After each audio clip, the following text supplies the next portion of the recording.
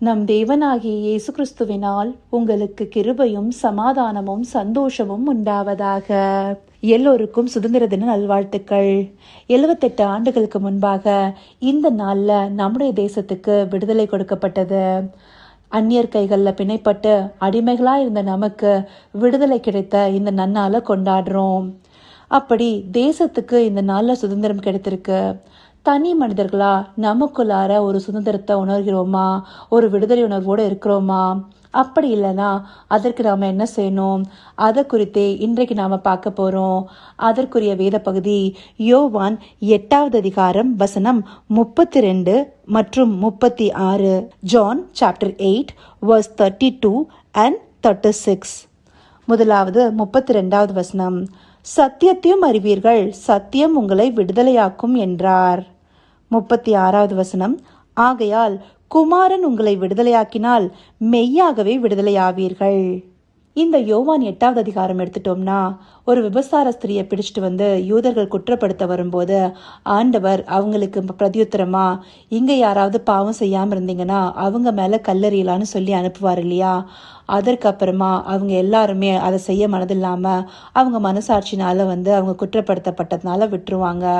அதற்கு பின்பாக இயேசு கிறிஸ்துவானவர் அவங்கள மன்னிச்சு அவங்கள அங்கிருந்து போக சொல்லிட்டு அங்க இருக்கிற எல்லாருக்குமே உபதேசம் பண்ண தொடங்குவாரு. அப்படி அவர் உபதேசம் பண்ணி கொண்டு வருகையில அங்க இருக்கிற சிலர் அவரை விசுவாசிக்கவும் செய்வாங்க.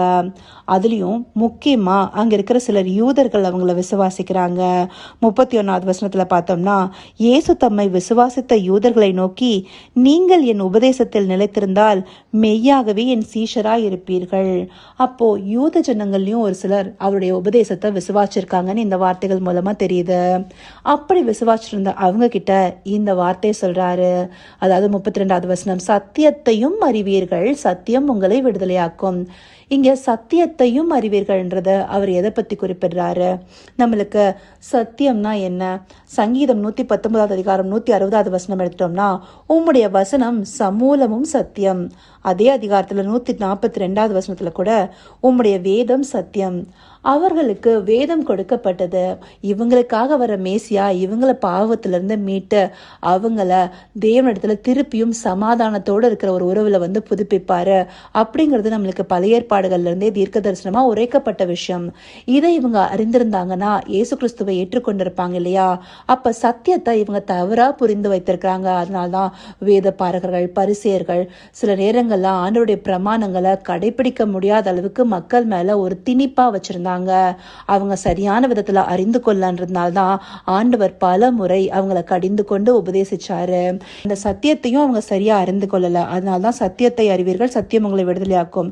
அதை சரியா அறிஞ்சிருந்தாங்கன்னா இவர் தான் அனுப்பப்பட்ட மேசியான்னு சொல்லிட்டு அங்க இருக்கிற அநேகர், அதாவது அந்த கொஞ்சம் யூதர் இல்ல, எல்லா யூதர்களுமே இவரை விசுவாசிச்சு இவருடைய உபதேசத்தை ஏற்றுக்கொண்டிருப்பாங்க.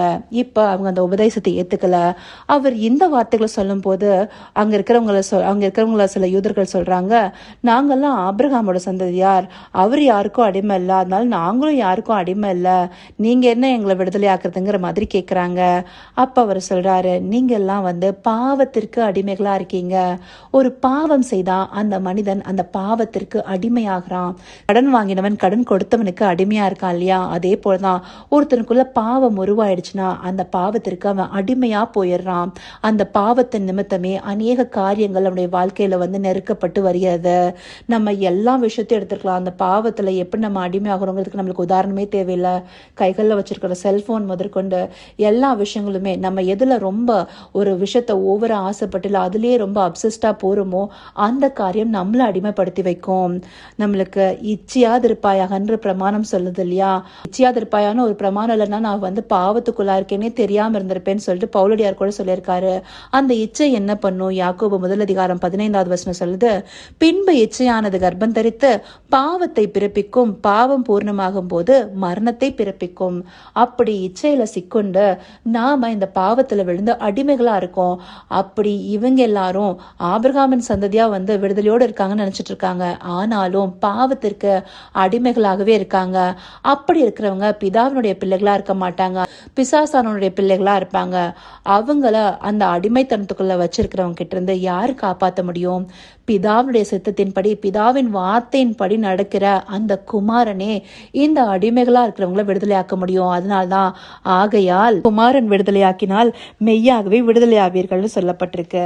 அப்போ நம்ம ஒன்று தெரிஞ்சுக்கணும், நாமளும் இந்த நாட்கள்ல வேதத்தை கைகள் உடையவர்களாக இருக்கோம், வேதத்தை அறிந்தவர்களாக இருக்கோம். ஆனா சத்தியத்தை சரியா அறிந்து வைத்திருக்கோமே. ஆனால் அன்றைக்கு அந்த யூதர்கள் செய்த தவறு தான் நம்மளும் செஞ்சுட்டு இருக்கோம். இப்ப சத்தியத்தை திருத்து போதிக்கிறாங்க, சத்தியத்தை தவறா அறிந்து கொள்கிறாங்க, சத்தியம் தள்ளுபடி ஆயிட்டு நம்மளே கொஞ்ச நாளுக்கு முன்னாடி வசனங்களை தியானிச்சிருக்கோம். அந்தபடி சத்தியத்தை விட்டு விலகி கட்டுக்கதைகளுக்கு செவிசாய்க்கிற காலமா இருக்கு. அதனால சத்தியத்தை சரியா அறியாதனாலேயே அவங்க இந்த விடுதலை பெற்றுக்கொள்ளாதவர்களா இருக்காங்க. ஏன்னா சத்தியத்தை சரியா உணர்ந்திருந்தாங்கன்னா ஆண்டவராகி இயேசு கிறிஸ்துவனுடைய இந்த உபதேசம் நம்மளுக்கு போதிக்குது இல்லையா, அந்த உபதேசங்களையும் நம்ம சரியா அறிந்து கொள்வோம். அந்த ஆரோக்கியமான உபதேசத்துல இருந்து ஆண்டவராகி இயேசு கிறிஸ்துவ பற்றி கொள்ளும் சரியான விசுவாசத்தில் இருப்போம். அந்த சரியான விசுவாசத்தை உடையவர்களா இருந்தோம்னா நாமளும் விடுதலையாக்கப்பட்ட ஒரு வாழ்க்கையில, அதாவது இந்த பாவத்திலிருந்து நீங்கி இருக்கிற ஒரு வாழ்க்கையில இருப்போம்.